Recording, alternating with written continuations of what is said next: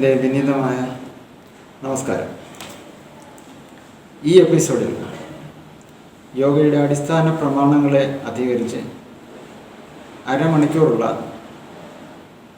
ഭാഗമാണ് ഇവിടെ പ്രദർശിപ്പിക്കുന്നത്.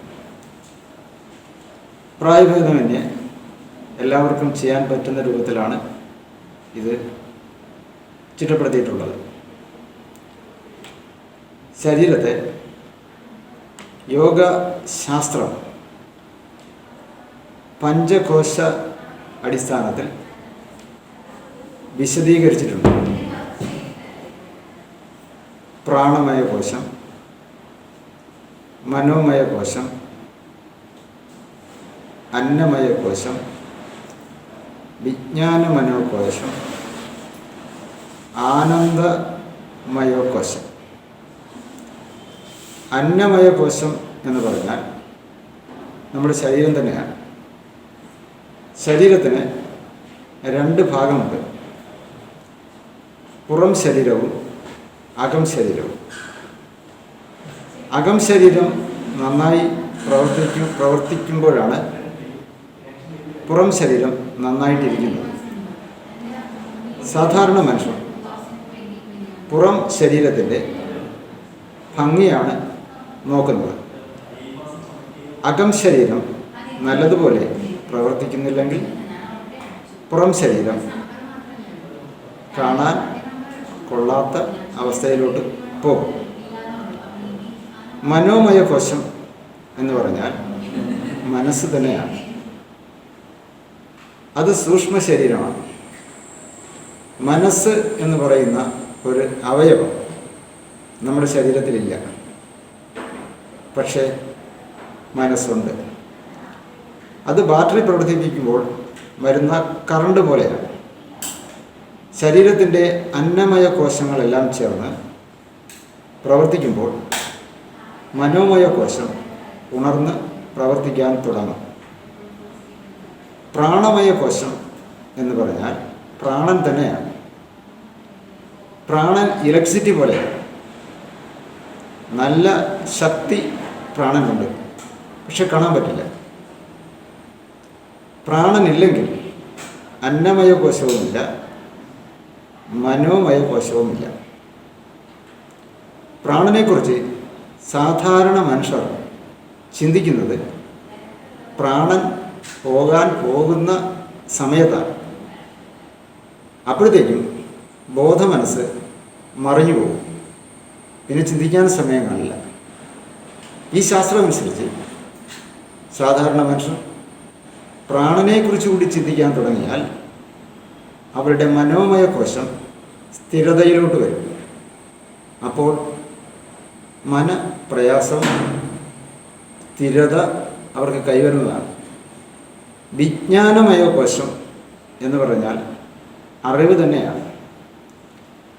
അറിവ് രണ്ട് രൂപത്തിലുണ്ട്. ഒന്ന് ഒളിച്ചിരിക്കുന്ന അറിവ്, രണ്ട് തുറന്നിരിക്കുന്ന അറിവ്. ഭാരതീയ തത്വവിചാരം അനുസരിച്ച് ഗുരുകുല സമ്പ്രദായത്തിൽ ഒളിച്ചിരിക്കുന്ന അറിവ് ഗുരുമുഖത്ത് നിന്നും നേടിയെടുക്കുന്നതിന് വേണ്ടി അറിവാർത്ഥി അന്വേഷിച്ച് ചെല്ലുകയാണ്. ആധുനിക അറിവ് സങ്കേതം അറിവ് നേരത്തെ പ്രകടിപ്പിക്കുകയാണ്. അതായത് സിലബസ്, പുസ്തകങ്ങൾ, ടെക്നിക്സുകൾ ഇതെല്ലാം നേരത്തെ തന്നെ പ്രദർശിപ്പിക്കുകയാണ്. എന്നിട്ട് അറിവാർത്ഥിയെ വിളിക്കുകയാണ്. ഇതിൽ ആദ്യം പറഞ്ഞ അറിവ് സങ്കേതമാണ് യോഗയുടെ വളരെ പ്രധാനപ്പെട്ട സങ്കേതം. രണ്ടാമത് പറഞ്ഞത് എളുപ്പത്തിന് വേണ്ടി ആധുനിക ലോകം ചിത്രീകരിച്ചിരിക്കുന്നതാണ്. അത് തെറ്റായ ഒരു കാര്യമല്ല. പക്ഷെ എങ്കിൽ പോലും അറിയുന്നത് ജോലിക്ക് വേണ്ടിയാണ് എന്ന അവസ്ഥ വരുമ്പോൾ അത് അറിവല്ല. അറിവ് കൊണ്ട് ജീവിക്കണം. ഗുരു ദ്രോണാചാര്യർ ജോലിക്ക് വേണ്ടിയല്ല അസ്ത്രവിദ്യ അഭ്യസിച്ചത്. പക്ഷേ വളരെ കാലം ദാരിദ്ര്യത്തിൽ ജീവിച്ചിരുന്നപ്പോൾ പോലും അദ്ദേഹത്തിൻ്റെ മനസ്സ് പതറിയില്ല. ഒടുവിൽ രാജകൊട്ടാരത്തിൽ രാജഗുരുവായി അദ്ദേഹത്തിന് സ്ഥാനം ലഭിച്ചു. അത് അദ്ദേഹത്തിൻ്റെ കയ്യിലുണ്ടായിരുന്ന അറിവ് കൊണ്ടാണ്. ഇങ്ങനെ ഒരു അറിവ് നേടി കൊട്ടാരത്തിലോട്ട് ജോലിക്ക് പോകാനല്ല മഹാസാത്വികനായ പരശുരാമനിൽ നിന്നും ഗുരു ദ്രോണർ അഭ്യാസം പഠിച്ചത്. ഇന്നത്തെ വിദ്യാർത്ഥികൾ പഠിക്കുന്നത് ജോലിക്കാണ്. അതുകൊണ്ട് തന്നെയാണ് അത് അറിവല്ല, അത് ജീവിതമല്ല. എങ്കിലും അറിയുകയും ജീവിക്കുകയും പഠിക്കുകയും ചെയ്യുക എന്ന സന്ദേശം വിജ്ഞാനമയ കോശത്തിലൂടെ വികസിച്ചു വരാൻ യോഗ പ്രാപ്തമാക്കുകയാണ്. ആനന്ദമയ കോശം, ആനന്ദമാണ് എല്ലാത്തിൻ്റെയും അവസാനം. എന്ത് നേടിയാലും ആനന്ദമില്ല എങ്കിൽ ഒന്നും തന്നെ നേടുന്നില്ല. കൂടുതൽ കൂടുതൽ പണം നേടുമ്പോൾ വീണ്ടും നേടണമെന്നുള്ള ആഗ്രഹം വന്നാൽ അത് ആനന്ദമല്ല. കൂടുതൽ കൂടുതൽ സ്ഥാനമാനങ്ങൾ കിട്ടുമ്പോൾ വീണ്ടും നേടണമെന്ന് ആഗ്രഹം വന്നാൽ അത് ആനന്ദമല്ല. താൻ എന്താണോ തനിക്കെന്താണോ എന്ന് ശരിക്കും മനസ്സിലാക്കി അതിൽ സംതൃപ്തനായി ജീവിക്കുമ്പോഴാണ് ആനന്ദം വരുന്നത്. ആനന്ദം ഒരു സ്ഥലത്ത് നിന്നും നമുക്ക് പ്രത്യേകിച്ച് കൊണ്ടുവരാൻ പറ്റില്ല. അവനവൻ തന്നെ സൃഷ്ടിക്കണം ആനന്ദം. അവനവൻ തന്നെ ആനന്ദം സൃഷ്ടിക്കുന്നതിന് വേണ്ടി യോഗയിലുള്ളൊരു മാർഗമാണ് ധ്യാനമാർഗം. അവനവൻ തന്നെ പ്രാണമയ കോശത്തിൽ വിശ്വസിച്ച് ജീവിതത്തെ സമ്പുഷ്ടമാക്കി മുന്നോട്ട് കൊണ്ടുപോകാൻ യോഗയിൽ പ്രത്യാഹാര, ധാരണ, സമാധി എന്നീ 3 മാർഗങ്ങൾ ഉപയോഗിച്ചു വരുന്നു. മനോമയ കോശം മനസ്സിൻ്റെ നിയന്ത്രണമാണ്. എല്ലാവർക്കും മനസ്സുണ്ട്, പക്ഷേ അത് കയ്യിൽ ഒന്ന് കേന്ദ്രീകരിക്കാൻ പറഞ്ഞാൽ സാധിക്കില്ല. അപ്പോൾ നിങ്ങൾ മനസ്സിലാക്കണം, നിങ്ങളുടെ കയ്യിൽ നിങ്ങളുടെ സ്വന്തം മനസ്സില്ല എന്ന്. അത് നിങ്ങളുടെ കൈനിലേക്ക് എപ്പോൾ വരുന്നു, അപ്പോൾ നിങ്ങൾക്ക് ഒരുപാട് വലിയ കാര്യങ്ങൾ നേടിയെടുക്കാൻ പറ്റും. അന്നമയ കോശത്തിൻ്റെ പ്രവർത്തനത്തിനാണ് മുഖ്യ പ്രാധാന്യം. എന്ത് ചെയ്യണമെങ്കിലും ശരീരം വേണം. ശരീരമാദ്യം ഖലു ധർമ്മ സാധന എന്നാണ് അഷ്ടാംഗ ഹൃദയത്തിൻ്റെ അടിസ്ഥാന തത്വം. ശരീരമില്ലെങ്കിൽ ഒന്നും ഇല്ല. അപ്പോൾ ശരീരം നന്നായിരിക്കണം. ആ ഇരിക്കേണ്ടത് ശരീരത്തെ നന്നാക്കി വെക്കുന്നതിനാണ് ആസനമുറകൾ ശീലിക്കുന്നത്. പ്രാണായാമം രണ്ടാമത് പറഞ്ഞ 2 കോശഭാഗങ്ങളെയും വികസിപ്പിക്കും. മനോമയ കോശവും പ്രാണമയ കോശവും. വിജ്ഞാനമയ കോശം അറിവാണ്, അറിവ് സമ്പാദിക്കണം. ഇവിടെ ആദ്യം അന്നമയ കോശത്തിൻ്റെ വികാസത്തിന് വേണ്ടിയിട്ട് 2 ആസനങ്ങളാണ് ഇവിടെ പ്രകടിപ്പിക്കുന്നത്. ഒന്ന് സുഖ ആസൻ അല്ലെങ്കിൽ സിദ്ധ ആസൻ പ്രകടിപ്പിക്കുക.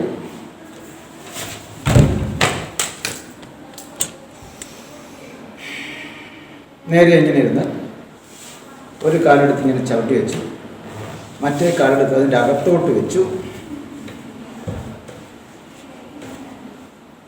കാലിൻ്റെ മുകളിലിരിക്കുന്ന കാലിൻ്റെ ഉപ്പുകുറ്റി നേരെ പൊക്കിളിന് താഴെ വന്ന് വിരലുകളൊന്നും കാണാതെ കൈ ചിന്മുദ്രയിൽ പിടിച്ചു. ചിന്നെന്ന് പറഞ്ഞാൽ ഈശ്വരൻ എന്നാണ്. ഇതിൽ ചൂണ്ടുവിരൽ നിങ്ങളുടെ സ്വന്തം ജീവനാണ്. തള്ളവിരൽ ഈശ്വരൻ അല്ലെങ്കിൽ പ്രകൃതി. നിങ്ങൾ പ്രകൃതിയുമായി ചേർന്നിരിക്കുമ്പോൾ മാത്രമേ പ്രകൃതിയിൽ നിന്ന് കിട്ടിയ ഈ ജീവൻ നിങ്ങളുടെ ശരീരത്തിൽ നിലനിൽക്കുന്നുള്ളൂ. ഇത് സൂചിപ്പിക്കുന്നതാണ് ഈ ചിൻ മുദ്ര. എന്നിട്ടിങ്ങനെ വെച്ചു. എന്നിട്ടിങ്ങനെ കൈ താഴത്തോട്ട് വെച്ചു. കൈ ഒട്ടും വളയാതെ നെഞ്ചു മുന്നോട്ട് തള്ളിപ്പിടിച്ചിരുന്നു. ചെറുതായിട്ട് ഒന്ന് സ്മൈൽ ചെയ്യണം. ഈ സ്മൈല് എന്ന് പറയുന്നത് മനോമയ കോശം ഉയർന്നു നിൽക്കുന്നതിന് വേണ്ടിയിട്ടാണ്. ഇറിറ്റേഷനൊന്നും മനസ്സിൻ്റെ അകത്ത് വരാതിരിക്കാനാണ്. വളരെ സാവധാനം കണ്ണടച്ചിരിക്കണം. ഒരു ധൃതിയും ബഹളവുമില്ല. ഒരു പ്രതിമ കണക്കേ ഇരിക്കണം. എന്നിട്ട് സ്വന്തം ബ്രീത്തിൽ ശ്രദ്ധിച്ചിരുന്നു 5 മുതൽ 10 വരെ ബ്രീത്ത് ചെയ്യാം. ഇത് ഓരോരുത്തരുടെയും സമയലഭ്യത അനുസരിച്ച് കൂട്ടിക്കൂട്ടി പോകാം. ഒറ്റ നിബന്ധനയേ ഉള്ളൂ, ബ്രീത്തിൽ ശ്രദ്ധിച്ചിരിക്കണം. ഞാനിവിടെ 5 സെക്കൻഡ് ഇരിക്കും.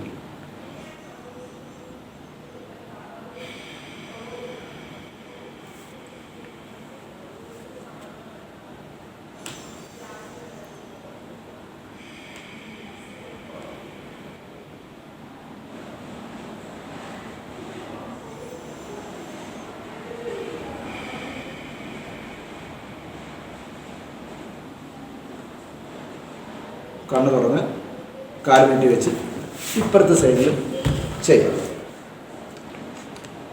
ഇനി പ്രകടിപ്പിക്കാൻ പോകുന്നത് അർദ്ധ പത്മ ആസനം.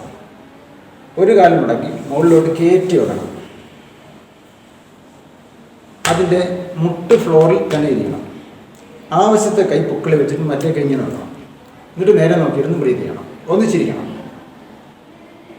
ഇതിൻ്റെ പ്രയോജനം കാലിൻ്റെ ആംഗിൾസ്, ജോയിൻസ് നല്ലപോലെ ഇരിക്കും.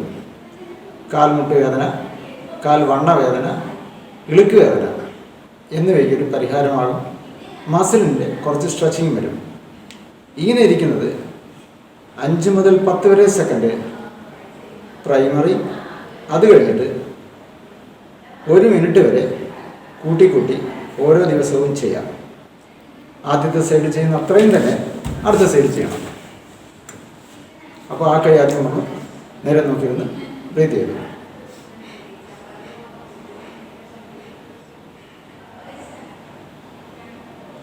ഇതാണ് ഇനി ചെയ്യാൻ പോകുന്നത്. പത്മാസനമാണ്.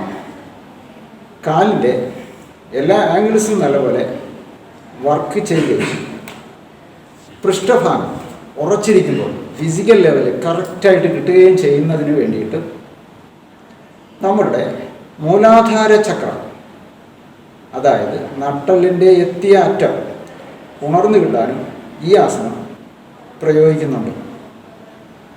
വേറെ ഒരുപാട് ഗുണങ്ങൾ കിട്ടും. പത്മാസനം ആദ്യം ഒരു കാലം മുടക്കി മറ്റേ കാലം മുടക്കി അതിൻ്റെ പുറത്ത് കയറ്റി വെച്ചു. നേരെ ഇങ്ങനെ വെച്ചിട്ട് ഒരു കൈ ഇങ്ങനെ വെച്ച് ഇങ്ങനെ ഇരിക്കണം. ഈ ഇരിപ്പ് ഇങ്ങനെ കൈ വച്ചിരിക്കുന്നത് ഒരു മുദ്രയാണ്. ഇതിൻ്റെ പേര് ബ്രഹ്മമുദ്ര എന്നാണ്. ബ്രഹ്മം എന്ന് പറഞ്ഞാൽ ശൂന്യത എന്നാണ്. എല്ലാ ജീവികളും ഈ പ്രപഞ്ചത്തിൽ വന്നിട്ടുള്ളത് ശൂന്യതയിൽ നിന്നാണ്. ഈ ശൂന്യതയിലോട്ട് തന്നെ നമ്മളെല്ലാം തിരിച്ചു പോകും. നമുക്കിവിടെ എല്ലാ കാലത്തും വസിക്കാൻ പറ്റില്ല. വരുന്നതും പോകുന്നതും നമ്മൾ അറിയുന്നതേയില്ല. വസിക്കുന്ന കുറച്ച് കാലമേ നമ്മൾ അറിയുന്നുള്ളൂ. ഈ ബോധത്തോടു കൂടി ഈ ഇരിപ്പിൽ തികഞ്ഞ മനസ്സമാധാനത്തോടുകൂടി എത്ര സമയം വേണമെങ്കിലും ഇരിക്കണ്ട. മാക്സിമം 1 മിനിറ്റ് ഇരുന്നാൽ മതി. കാരണം കാൽമുട്ട് ഇങ്ങനെ വളഞ്ഞിരിക്കുന്നത് കൊണ്ട് ചിലപ്പോൾ കാലിൻ്റെ മുട്ടിനകത്ത് വേദന വരും. ഞാനിവിടെ ഒരു 5 സെക്കൻഡ് ഇരിക്കും. സ്മൈൽ ചെയ്യും. പ്രസന്നഭാവം വേണം. മനസ്സും പ്രസന്നമായിട്ടിരിക്കണം.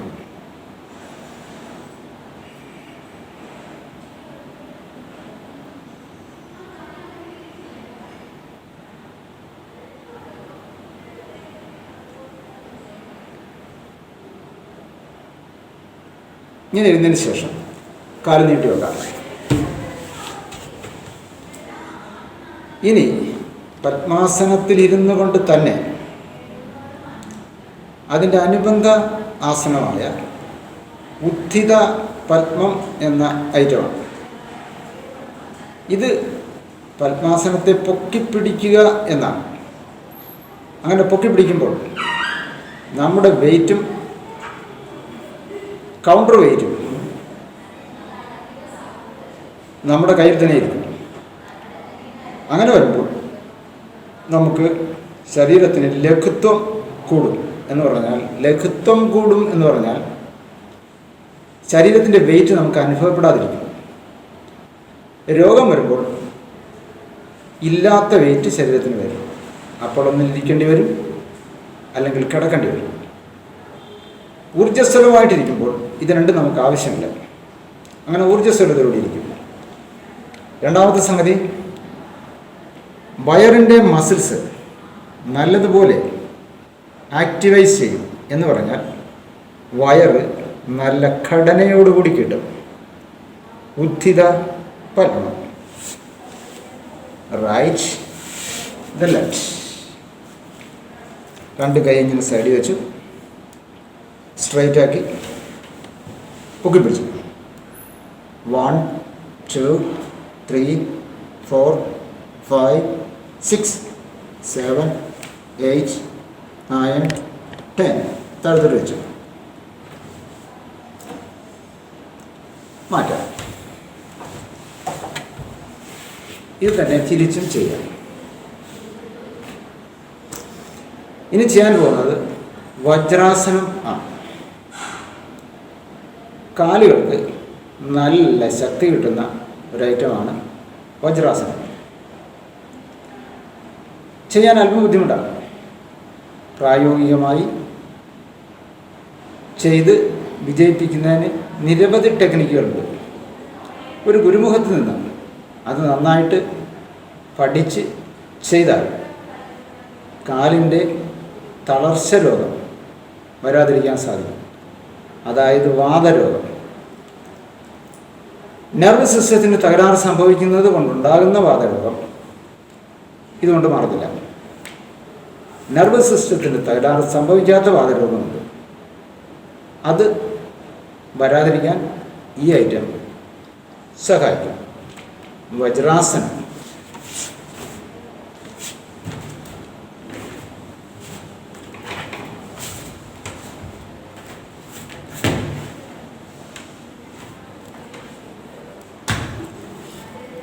ഇങ്ങനെയാണ് ഇരിക്കുന്നത്. സ്മൈൽ ചെയ്ത് ബ്രീത്ത് ചെയ്യുക. പൃഷ്ഠഭാഗം രണ്ടും തറയിൽ ഉറച്ചിരിക്കണം. കാലിൻ്റെ നടുക്കാണ് ഇരിക്കുന്നത്. ആദ്യം ഇത് പ്രാക്ടീസ് ചെയ്യുന്നവർക്ക് ഇങ്ങനെ കിട്ടാൻ തീരെ പാടാണ്. അങ്ങനെയുള്ളവർക്ക് കാല് ചേർത്ത് വെക്കാം.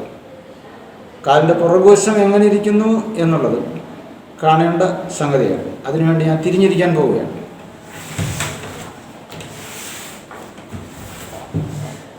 അതിങ്ങനെ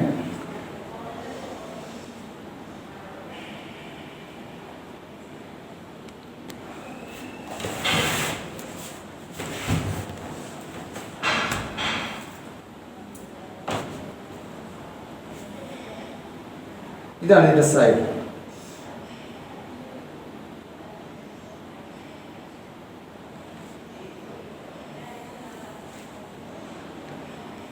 then വജ്രാസനം 3.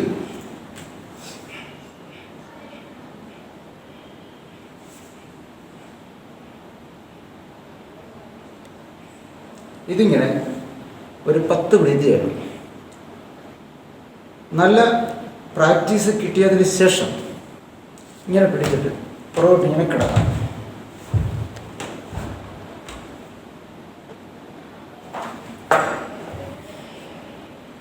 എന്നിട്ട് ശ്വാസോച്ഛ്വാസം വ്യായാമം ചെയ്യും.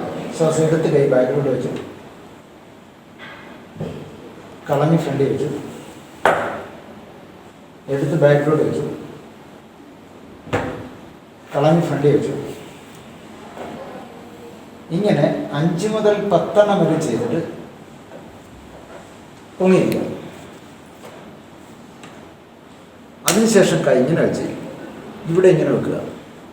ശ്വാസം എടുത്ത് തല വെക്കുക. ശ്വാസം കളഞ്ഞ് മുന്നോട്ട് വന്ന് തറയിൽ മുട്ടിക്കുക. എടുത്ത് പൊങ്ങുക. വീണ്ടും മുട്ടിക്കുക.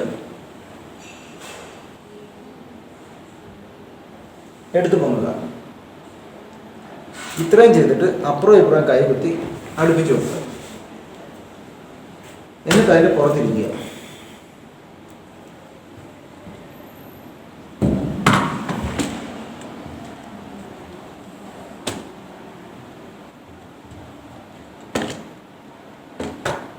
കാലിൻ്റെ പുറത്തിരുന്നിട്ട് കൈ രണ്ടും ഇതുപോലെ മുൻവശം തുറന്നു പിടിക്കുക.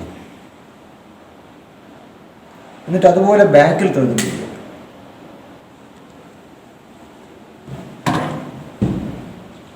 എന്നിട്ട് കൈപ്പത്തി ഉള്ളിലോട്ട് ഇങ്ങനെ കയറ്റുക. മുന്നോട്ട് അല്പം കുനിഞ്ഞ് മുകളിലോട്ട് കയറ്റുക. എന്നിട്ട് നേരെ ഇരിക്കുക. എന്നിട്ട് ബ്രീത്ത് ചെയ്യുക. 1 2 3 4 5 6 7 8 9 10. കൈയെടുത്ത് പതുക്കെ വെച്ച് മാറി നേരെ ഇരിക്കുക.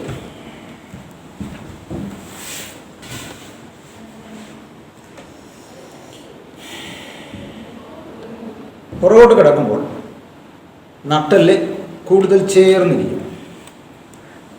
നട്ടെല്ല് സ്ട്രെങ്ത് കൂടും. നട്ടെല്ല് പതുക്കെ വലിക്കുകയും ചെയ്യും, നല്ലപോലെ ചേർത്ത് വെക്കുകയും ചെയ്യും.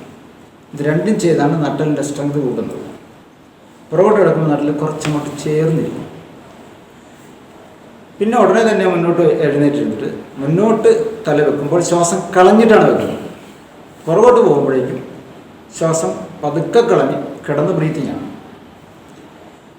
മുന്നോട്ട് വന്ന് തല ശ്വാസം കളഞ്ഞ് താഴെ വെക്കുമ്പോൾ നമുക്ക് കിട്ടുന്ന ബെനിഫിറ്റ് വിട്ടുമാറാത്ത അലർജി രോഗമുണ്ട്, അതായത് തുമ്മൽ. അതിന് ഒരുപാട് കാരണങ്ങളുണ്ട്. അത് പ്രകൃതിയുമായിട്ട് ബന്ധപ്പെട്ട് കിടക്കുന്നതാണ്. അലർജി രോഗമുള്ളവർ കിഴക്കൻ പ്രദേശത്ത് പോയി താമസിച്ചാൽ, അതായത് ഹിൽ ഏരിയയിൽ താമസിച്ചാൽ, വിട്ടുമാറാത്ത തുമ്മൽ എന്ന അലർജി രോഗമുള്ളവർ ഹിൽ ഏരിയയിൽ പോയി താമസിച്ചാൽ അവരുടെ അലർജി രോഗം കംപ്ലീറ്റ് പോകും. അത് അവിടെ കൂടുതൽ പച്ചപ്പും അന്തരീക്ഷത്തിൻ്റെ പ്രത്യേകതയും കൊണ്ടാണ്. കോസ്റ്റൽ ഏരിയയിൽ, അതായത് തീരപ്രദേശത്ത്, കടലുമായിട്ട് ബന്ധപ്പെട്ട പ്രദേശത്ത് ഇത് കൂടുതലാണ്. ഇങ്ങനെയാണ് അന്തരീക്ഷത്തിൻ്റെ പ്രത്യേകത. ഇങ്ങനെ ഓരോ സ്ഥലത്തും പ്രത്യേകതകളുണ്ട്. പക്ഷേ പലർക്കും അവിടുന്ന് താമസ സ്ഥലത്ത് നിന്ന് മാറാനും മാറിപ്പോകാനും ഒന്നും കഴിയത്തില്ല. ആ സ്ഥിതിക്ക് ഇതിനെ ഒന്ന് മാനേജ് ചെയ്യേണ്ടതുണ്ട്. അങ്ങനെ മാനേജ് ചെയ്യാൻ ശക്തി പ്രാപിക്കേണ്ടത്. കൂടുതൽ ശക്തി പ്രാപിക്കുക എന്ന് പറഞ്ഞാൽ തുമ്മൽ കൂടി കൂടി അവസാനത്ത് ആസ്മയായിട്ട് ഫോം ചെയ്യും. ആസ്മയായിട്ട് ഫോം ചെയ്യുകയും കഫം വർദ്ധിക്കുകയും ചെയ്യും. അതാണ് ഗുരുതരമായ അവസ്ഥ. ആദ്യമൊക്കെ ശ്രദ്ധിക്കാതെ, ചെറുപ്രായത്തിൽ വരുന്ന ശ്രദ്ധിക്കാതെ വിട്ട് കളഞ്ഞാൽ 40 വയസ്സ് കഴിയുമ്പോഴേക്കും അത് ഗുരുതരമായ ഒരു പ്രശ്നമായി ജീവിതത്തെ മുന്നോട്ട് പോകാൻ സമ്മതിക്കാത്ത ഒരു തടസ്സമായിട്ട് അത് മാറും. കൈ പുറകിൽ വെച്ച് നമ്മളിങ്ങനെ തുറന്ന് വയ്ക്കുമ്പോൾ നെഞ്ചിങ്ങനെ വിരിഞ്ഞിരിക്കും. കൈയുടെ എല്ലാ ഭാഗങ്ങളും നന്നായിട്ട് വർക്ക് ചെയ്താൽ മാത്രമേ ഇങ്ങനെ ഉന്മശം വെച്ച് തൊഴുതിരിക്കുന്നത് പുറകുവശം വെച്ച് തൊടാൻ പറ്റത്തുള്ളൂ. ഇവിടെ നല്ലപോലെ വിരിഞ്ഞിരിക്കും. അങ്ങനെ വിരിഞ്ഞിരിക്കുന്നത് കൊണ്ട് ശ്വാസകോശം നല്ലപോലെ വിരിഞ്ഞിരിക്കും. പരണ്ട് തലയിങ്ങനെ വന്നു. വളരെ പ്രധാനപ്പെട്ട മറ്റൊരു നേട്ടം എന്ന് പറഞ്ഞാൽ നമ്മുടെ ഫുഡ് ട്രാക്ക് ഇങ്ങനെ ഇരിക്കുകയാണ്. അതായത് കഴിക്കുന്ന ആഹാരം താഴത്തോട്ട് പോകുന്ന കുഴൽ, അന്നനാളം. അന്നനാളോ ശ്വാസനാളോ ഏതാണ്ട് പറ്റപ്പെട്ടിരിക്കുകയാണ്.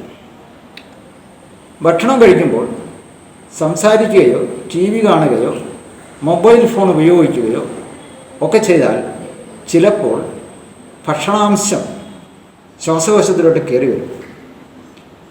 അപ്പോഴത്തേക്ക് ശക്തിയായ ചുമ വരും. ഒരുപാട് പ്രശ്നങ്ങളാണ്. ആ കയറിയ ഒരു ചെറിയ പാർട്ടിക്കിൾസ് പോലും ശ്വാസകോശത്തിൽ നിന്ന് പോകുന്നത് വരെ ചുമച്ചും തുപ്പിയും വലിയ പ്രശ്നമാകും. അപൂർവം ചിലപ്പോൾ മരണവും സംഭവിക്കും. കൂടുതലും മരണം സംഭവിച്ചിട്ടുള്ളത് കുട്ടികൾക്കാണ്. അങ്ങനെ ശ്വാസകോശത്തിലോട്ട് ഭക്ഷണം പോകുന്നത്. അത് ഈ ആസനമായിട്ട് വലിയ ബന്ധമൊന്നുമില്ല. ഭക്ഷണം കഴിക്കുമ്പോൾ കാണിക്കുന്നതൊക്കെ മര്യാദകൾ പാലിക്കുക എന്നുള്ളത് കൊണ്ടാണ് ഞാനതങ്ങനെ പറഞ്ഞത്. പക്ഷേ ആസനമായിട്ട് മറ്റൊരു ഗുണമുണ്ട്. ഫുഡ് താഴത്തോട്ട് കൊണ്ടുപോകുന്ന ഫുഡ് ട്രാക്ക്, അത് താഴത്തോട്ട് ചെല്ലുമ്പോൾ അത് പതുക്കെ അതിൻ്റെ താഴെ ഇങ്ങനെ തുറന്നു കൊടുക്കുന്നൊരു മസിൽ ഭാഗമുണ്ട്. ആമാശയത്തിൽ അത് വീഴ് കഴിഞ്ഞാൽ പതുക്കെ അടയുകയും ചെയ്യും. ഇങ്ങനെ അടയ്ക്കുകയും തുറയുകയും ചെയ്യുന്ന ഓട്ടോമാറ്റിക്കായ ആ സിസ്റ്റം നന്നായിട്ട് വർക്ക് ചെയ്യും. ശരിയായിട്ട് താഴത്തോട്ട് ഇറങ്ങിപ്പോകും. ഇവിടെ തന്നെ മറ്റൊരു രക്തക്കുഴൽ ഇരിപ്പുണ്ട്, അയോർട്ട അഥവാ മഹാധമനി. ശരീരഭാഗങ്ങൾ ചുരുങ്ങുന്നതിൻ്റെ ഭാഗമായിട്ടോ നേരത്തെ തന്നെയോ ഈ എയോർട്ടയും ചുരുങ്ങിപ്പോകാൻ സാധ്യതയുണ്ട്. അപ്പോൾ രക്തം ഓടത്തില്ല. എന്ന് പറഞ്ഞതുപോലെ ഫുഡ് ട്രാക്കും ചുരുങ്ങും. ചുരുങ്ങിയാൽ ഭക്ഷണം കഴിക്കുന്നത് യഥാവിധി ആമാശയത്തിലോട്ട് പോകത്തില്ല. ഇങ്ങനെ നമ്മളിരിക്കുമ്പോൾ ബാക്കിൽ തിരിച്ചിരിക്കുമ്പോൾ നല്ലപോലെ വിരിഞ്ഞിരിക്കും. അയോർട്ടയും ചുരുങ്ങുന്നില്ല, ഫുഡ് ട്രാക്കും ചുരുങ്ങുന്നില്ല, സുഖമായി കാര്യങ്ങൾ നടക്കും. എന്ന് പറഞ്ഞാൽ നമ്മുടെ സിസ്റ്റത്തിലെ വളരെ പ്രധാനപ്പെട്ട സിസ്റ്റമാണ് ഡൈജസ്റ്റീവ് സിസ്റ്റം അഥവാ ദഹന വ്യവസ്ഥ. ആ വ്യവസ്ഥയെ വളരെ ഭംഗിയാക്കാൻ ഈ ബാക്കിലെ ഈ കൈതൊഴിൽ വലിയ ഉപകാരപ്രദമാണ്. ഒപ്പം ഡ്രോപ്പിംഗ് ഷോൾഡർ വരത്തില്ല. ഡ്രോപ്പിംഗ് ഷോൾഡർ മീൻസ് ഈ ഷോൾഡർ താഴത്തോട്ട് ഇടിഞ്ഞിരിക്കും. അപ്പോൾ ഇവിടുത്തെ ഭംഗി അങ്ങ് പോയി. അതൊരു ആരോഗ്യ പ്രശ്നമല്ല, പക്ഷെ അതൊരു സൗന്ദര്യ പ്രശ്നമാണ്. അങ്ങനെ ഡ്രോപ്പിംഗ് ഷോൾഡറുള്ള ഒരുപാട് പേരുണ്ട്. അവർക്കെല്ലാം സൈന്യത്തിൽ ജോലി കിട്ടുകയും ഇല്ല. നല്ല പേഴ്സണാലിറ്റി ഉള്ളപ്പോഴാണ് ഇത് വരുന്നത്. ഈ കൊറോണ കാലത്ത് നമ്മൾ നിർബന്ധമായി ശീലിക്കേണ്ട ഒരു പ്രാണായാമമുണ്ട്. ആ പ്രാണായാമത്തിൻ്റെ പേരാണ് ഭസ്ത്രിക. ഭസ്ത്രിക ആൻഡ് കപാലഭാതി. ആദ്യം ഞാൻ കപാലഭാതി കാണിക്കാം.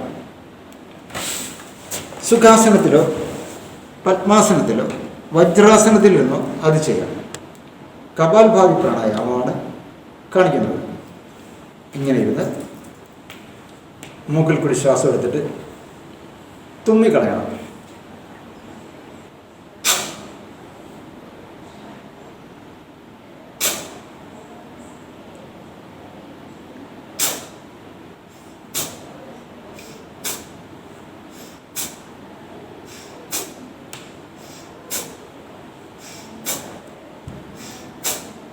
ഇതാണ്. മൂക്കിൽ തൊട്ടാത്ത 3 അലർജിയുണ്ട്. ആ അലർജി പതുക്കെ അങ്ങ് പോകും. രണ്ടാമത്തെ സംഗതി, മൂക്കിനകത്ത് എന്തെങ്കിലും അൺവാണ്ടഡ് എലിമെൻറ്റ്സ്, ആവശ്യമില്ലാത്ത പൊടി, എന്തെങ്കിലും സാധനങ്ങളൊക്കെ കയറി അവിടെ ഒളിച്ചിരിക്കാൻ സാധ്യതയുണ്ട്. അത് അങ്ങോട്ട് ചീറ്റി അങ്ങോട്ട് പോകും. മൂക്ക് ക്ലിയർ ആയിരിക്കും. കൊറോണ കാലത്ത് കൊറോണ നമ്മുടെ ശരീരത്തിൽ പ്രവേശിച്ചു കഴിഞ്ഞാൽ 3 സ്ഥലങ്ങളിൽ കൂടിയാണ് പ്രവേശിക്കുന്നതെന്നാണ് വിദഗ്ധന്മാർ പറയുന്നത്. കണ്ണ്, മൂക്ക്, വായ. മൂക്കിൽ കൂടി പ്രവേശിക്കുന്ന കൊറോണ അണുക്കൾ കുറച്ച് സമയം നമ്മുടെ ഈ പാലറ്റിനുള്ളിൽ മുകളിലോട്ട് കയറുന്നതിനിടക്ക് കുറച്ച് സമയം ഇങ്ങനെ ഡംപ് ചെയ്തിരിക്കും. എന്നിട്ടാണ് പതുക്കെ അവൻ പോകുന്നത്. അതുകൊണ്ട് ഈ പ്രാണായാമം ഇപ്പോൾ ചെയ്യുമ്പോൾ ആദ്യം വായിൽ കൂടി ബ്രീത്ത് എടുത്ത് മൂക്കിൽ കൂടി ഒരു 2 പ്രാവശ്യം തുമ്മിക്കളയണം. അതാണ് ഈ കാണിക്കുന്നത്.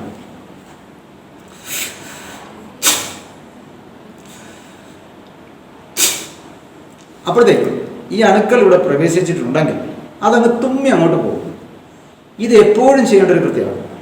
ഈ കാലത്ത് ഈ പ്രാണായാമം ചെയ്യുന്ന സമയത്ത് മാത്രമല്ല, എപ്പോൾ വേണമെങ്കിലും ഈ കാലത്ത് ചെയ്യണം. അത് അണുക്കൾ പ്രവേശിച്ചിട്ട് അവിടെ ഇരിക്കാതിരിക്കാനാണ്. അണുക്കൾ അകത്ത് പ്രവേശിച്ചാൽ, ഈ 3 സ്ഥലങ്ങളിൽ പ്രവേശിച്ചാൽ മൂക്കിൻ്റെ അകം, സൈനസിൻ്റെ അകം, തൊണ്ട, ഇവിടങ്ങളിലാണ് ഇത് കുറച്ച് ഡംപ് ചെയ്തിരിക്കും. ഏതാനും മണിക്കൂർ ഇരിക്കും. അതിനുശേഷമാണത് മറ്റ് അവയവങ്ങളിലോട്ട് സ്പ്രെഡ് ചെയ്ത് പോകുന്നത്. കപാൽഭാതി പ്രാണായാമം ചെയ്യുമ്പോൾ സൈനസ് കൂടി ക്ലിയർ ആകും.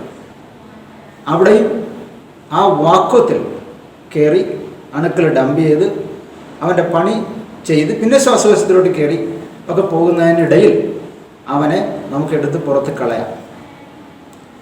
തൊണ്ടയിൽ ഒന്ന് പ്രശ്നം ഉണ്ടാകും, കുറച്ചു നേരം തൊണ്ടയിൽ ജീവിച്ചിരിക്കും. അത് ഇല്ലാതാക്കാൻ ചൂടുവെള്ളം മാത്രം ഉപയോഗിക്കുക. ചൂടുവെള്ളം കൊണ്ട് ഗാർഗിളിങ് ചെയ്യുക. എപ്പോൾ വേണമെങ്കിലുമൊക്കെ ചെയ്തുകൊണ്ടിരിക്കുക. അപ്പോൾ തൊണ്ടയിൽ ഈ സാധനം കയറിയിരിക്കുകയാണെങ്കിൽ അവനങ്ങ് പുറത്തോട്ട് പോകും, മരിച്ചും പോകും. ഭസ്ത്രിക എന്ന് പറഞ്ഞാൽ കപാൽഭാതി പ്രാണായാമം ഒരു മൂക്കിൽ കൂടി ചെയ്യുന്നതാണ്. അതാണ് കാണിക്കുന്നത്. ഇതുപോലെ തന്നെ ഇരുന്ന് ഇങ്ങനെ പിടിച്ചു,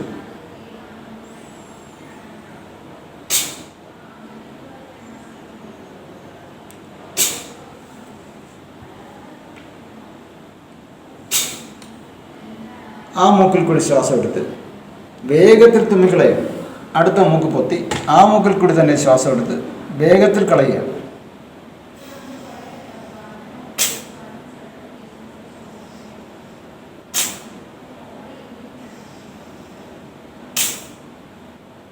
ഇതാ.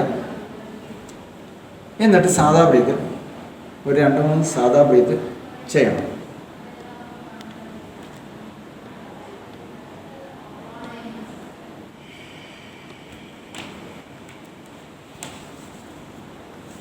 സി അക്കാഡമിയുടെ 3ാമത്തെ എപ്പിസോഡാണ് ഇത്. കഴിഞ്ഞ 2 എപ്പിസോഡിലും പഠിതാക്കൾ പഠിക്കാത്ത പുതിയ കാര്യമാണ് ഈ എപ്പിസോഡിൽ ചേർത്തിരിക്കുന്നത്. ഇരിപ്പ് ആസനങ്ങൾ അഥവാ ആസനം എന്ന് പറഞ്ഞാൽ ശരീരം നില എന്നാണ്. 12 നിലകളിൽ നമ്മുടെ ശരീരത്തെ പ്രതിഷ്ഠിച്ചുകൊണ്ട് ആസനാസ് വികസിച്ചിട്ടുണ്ട്. ആദ്യകാലത്ത് ഈ 12 നിലകളൊന്നും ഇല്ലായിരുന്നു. പിന്നീട് വന്ന ഗുരുക്കന്മാർ ഇതിനെ വികസിപ്പിച്ച് നില 12 എടുത്തിട്ടുണ്ട്. ആസനങ്ങളിലൂടെ ആസന ചെയ്ത് ശരീരത്തെ ആസനങ്ങളിലൂടെ ശരീരത്തെയും മനസ്സിനെയും നന്നാക്കി വെക്കാൻ നിങ്ങൾക്ക് ഇതുമൂലം സാധിക്കും. ലോക സമസ്ത സുഖിനോ ഭവന്തു. നമസ്കാരം.